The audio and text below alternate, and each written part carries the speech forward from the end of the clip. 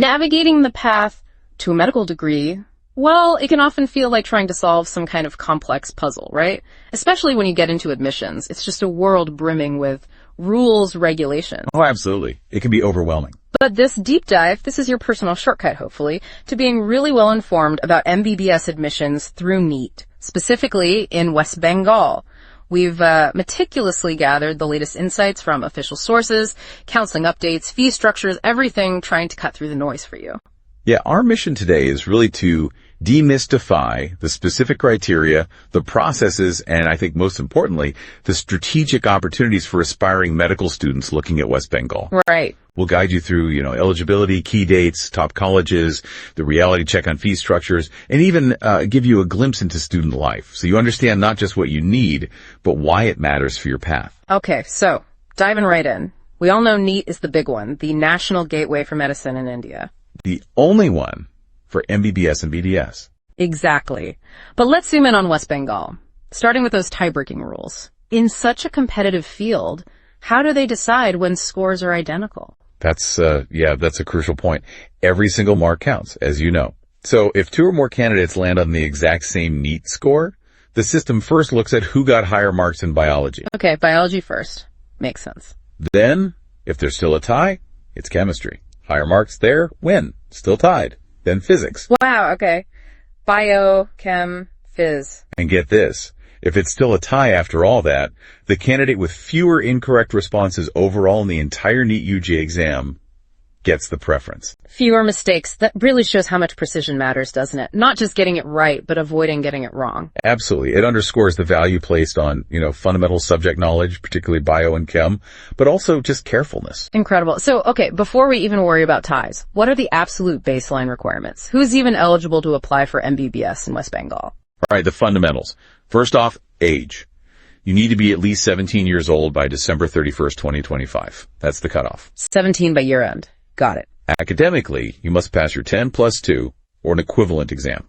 And the key subjects are physics, chemistry, biology or biotechnology, and English. Those are compulsory. Okay, the standard science stream. What about marks? Yep, minimum aggregate marks in PCB, that's physics, chemistry, biology combined. For the general category, it's 50%. 50%. For SC, ST, and OBC candidates, scheduled caste, scheduled tribe, other backward classes, it's lower at 40%. 40. And for persons with disability, PWD, it's 45% if they're in the general PH category, or 40% if they fall under SC, ST, OBC, PWD. Right, and the big one. And of course, the absolute non-negotiable. You must have qualified the NEET U entrance exam for the current academic year, 2025. No NEET score, no entry. Makes sense. Now, beyond academics, let's talk about domicile. This seems critical for West Bengal, especially for those state quota seats. How does that work? Oh, it's absolutely vital. Understanding domicile is your key to unlocking those 85% state quota seats, which, as we'll see, have much lower fees. 85% is a huge chunk. It is. So West Bengal uses three main performas to certify domicile.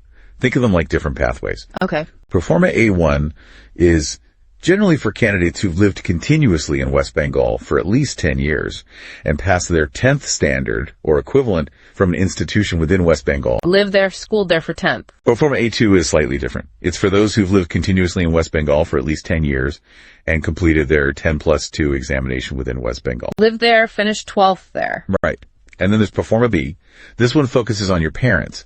It applies if your parents are permanent residents of West Bengal, have a permanent home address there, and have lived there continuously for at least the last 10 years. So even if you studied elsewhere, if your parents meet the criteria for Performa B. Exactly. You could still potentially qualify for the state quota. Now, getting these certificates involves the West Bengal e-district portal.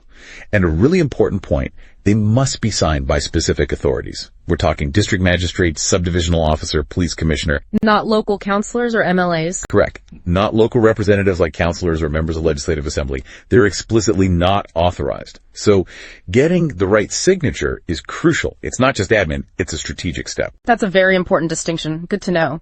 So this brings us to that common question. Is West Bengal an open state for MBBS? Can students from anywhere apply? Yes and no. It's open in a specific way, that big 85% state quota we just discussed. That strictly requires West Bengal domicile. No way around that. Right. But the management quota seats and the NRI quota seats in the private medical colleges, those do not have a domicile requirement. Ah, okay. So private colleges, management, NRI seats open to all states. Precisely. Candidates from any state in India can apply for those specific quotas in West Bengal's private medical colleges. One small caveat, though, you generally can't opt for the NRI quota if you're also gunning for a state or management quota seat. Pick a lane, basically. Got it. Okay, this is where it gets really practical, the actual admission process. Managed online by DHFW and WBMCC. Walk us through that journey step by step. Right, let's map it out. It's a multi-stage online process, and attention to detail is key at every point. Okay. Step 1. Online registration and fee payment. It starts on the WBMCC website. You'll need your NEET UG details. Fees are $2,000 for general OBC, $1,500 for SEST. Keep your payment receipt and the filled application form safe. You'll need them. Standard online registration. Then what? Step 2. Document verification. And this one is physical. It's not online. After registering and paying, you'll be assigned a specific college, date, and time for physical verification. So you have to show up in person. Yes. With all your original documents, plus self-attested photocopies. NRL candidates have their verification done separately at Swasthya Bhavan. Missing documents or not having originals, that could lead to rejection right there. It's a critical checkpoint. High stakes. Okay, verified. What's next? Step 3. Choice filling and locking. Now you get to the fun part, choosing your preferred colleges and courses online. You can list multiple options. But here's the crucial bit. You must lock your choices before the deadline. What if you forget? If you don't manually lock them, the system automatically locks whatever you last saved. And once locked, whether by you or the system, choices cannot be changed. So think carefully, choose wisely, and lock it in. No backsies after locking. Got it. Step 4, seat allotment. Then the system does its magic. Seats are allotted based on your NEET score, your reservation category, and those choices you locked in. The results get published online on the WBMCC site. And finally, Step 5, reporting to the allotted college. If you get a seat, hooray. But the process isn't over. You must report to the assigned college on the specific date. Again, with all original documents for final verification and admission confirmation. Punctuality is non-negotiable. Being late could mean forfeiting the seat you worked so hard for. wow, it's a real marathon. And it's not just one round, right? There are multiple counseling rounds. Exactly. It's not one shot. The process unfolds over several rounds, each with different rules and implications. Tell us about those. Okay, so the first round usually offers what's called a free exit. If you get a seat but decide not to take it, you can surrender it without any financial penalty. It's relatively low risk. Okay, a chance to reconsider. Then comes the second round. Fresh registration is often allowed here. So if you didn't register for round one or didn't get a seat or got one but took the free exit, you can participate. However, there's a security deposit involved now. Ah, money on the line. Yes. For government colleges, it's $10,000 for UROBC, $5,000 for SC Studus. For private colleges, it's a hefty $1,000 for all categories. And here's the catch. If you get a seat in round two and then surrender it, you forfeit that security deposit. So the stakes are higher in round two. What about round three? The third round, often called the mop-up round, also usually allows fresh registrations for those who missed out earlier or resigned properly from previous rounds. But the key difference, once you're admitted in round three, you generally cannot surrender your seat. You're locked in. No turning back after the mop-up. Pretty much. After that, you might have stray vacancy rounds, first online, then potentially physical to fill any remaining empty seats. Rules can vary slightly year to year, but generally, fresh registration might be allowed for the online stray round, but not usually for the physical one. And again, once admitted in these rounds, seat surrender is typically not an option. It sounds like a real process of elimination getting progressively tighter. So when does all this usually happen? What are the timelines people should be watching for? Well, based on typical patterns and the info we have, the online registration for West Bengal MBBS BDS admission for 2025 is expected to kick off around June or July 2025. Okay, summertime. Yeah, and specific dates mentioned in sources point towards online NEET UG counseling, potentially happening around July 10th to 16th, 2025. So aspirants need to be ready to act fast around that mid-July period. Keep a very close eye on the WBMCC website. Absolutely critical. Okay, let's shift gears to the colleges themselves. West Bengal has quite a few. What's the landscape like? Top names, seat numbers? It's a pretty robust landscape, actually. You've got a strong network of government colleges and a growing number of private ones. Overall, we're talking about roughly 4,000 MBBS seats in the state. 4,000. That's significant. It is. On the government side, you have some really prestigious, highly ranked institutions. Think Medical College, Kolkata ranked 19th nationally by Careers 360. Then IPG Amira Kolkata ranked 24th. Calcutta National Medical College ranked 68th. Those are big names. Definitely. And others like Nilratan, Sarkar Medical College, RG Kar Medical College, Burdwan Medical College. These typically have annual intakes between, say, 100 to 250 seats each. The sheer number of government seats is a major draw, mainly because of the fees, which we'll get to. And the private options. You've got quite a few there, too. KPC Medical College in Durgapur, Sintiniketan Medical College, Eye Care Institute in Haldia, IQ City in Burdwan, Jagannath Gupta Institute, JIS School of Medical Science. The list goes on. These also offer a significant number of seats, generally ranging from 100 to 250 per college. So plenty of options across both sectors. Now, the big question, what kind of scores do you need? What are the NEET cutoffs looking like for West Bengal? The million-dollar question. Cutoffs obviously vary year to year and by category, but we can give some general ranges based on recent trends. For the general category, you're often looking at scores somewhere in the ballpark of 650 to 720. Pretty high bar. Very high. For SC, ST, OBC categories, it's typically a bit lower, maybe around 550 to 620. And for P2D candidates, roughly 500 to 550. Those are just ranges, though. Any specific examples? Yeah, let's make it concrete. For instance, for IPG Amira Kolkata, a top choice, the general closing rank recently was around 5038, which corresponded to a NEET score of about 644. 644 for IPGMER General. For Nilratan Sarkar Medical College, another popular one, the general closing rank was around 7127 with a score of 635. Gives you a real sense of the competition. What about private colleges? You mentioned different quotas. Right. Private colleges have their own cutoffs, and they're often broken down by quota.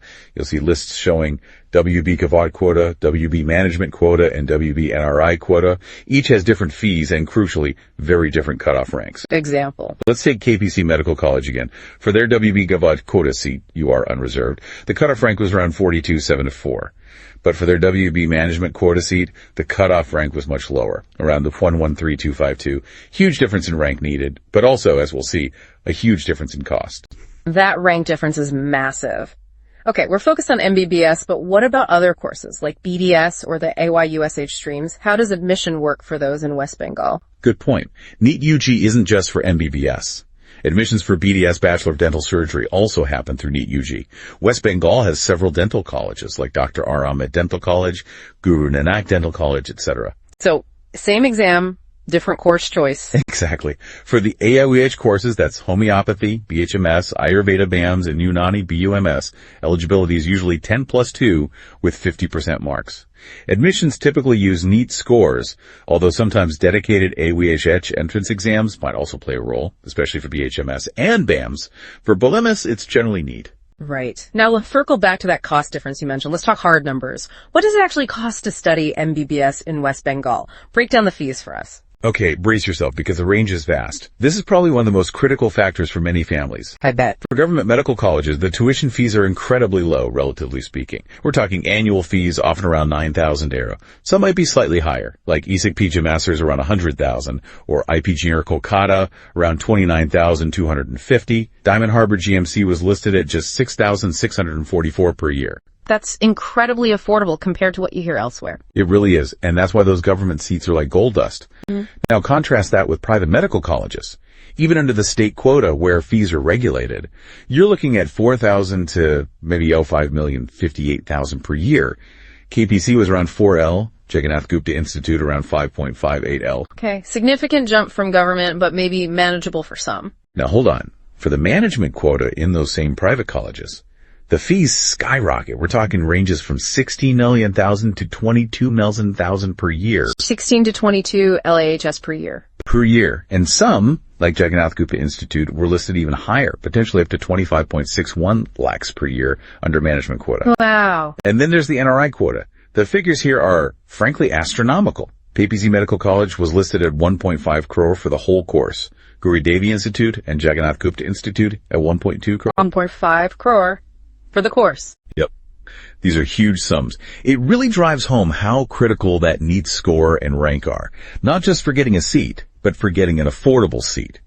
The difference between a government seat and a management Quota seat can be, well, life-changing financially. Absolutely staggering difference. And remember, that's mostly tuition. There are other costs too, right? Exactly. Beyond tuition, you have to factor in one-time admission fees, registration fees, maybe library fees, caution deposits, which are usually refundable, and hostel fees. The sources mentioned seat rent might be low, like $22 per month, but that specifically excludes mess charges, the cost of food.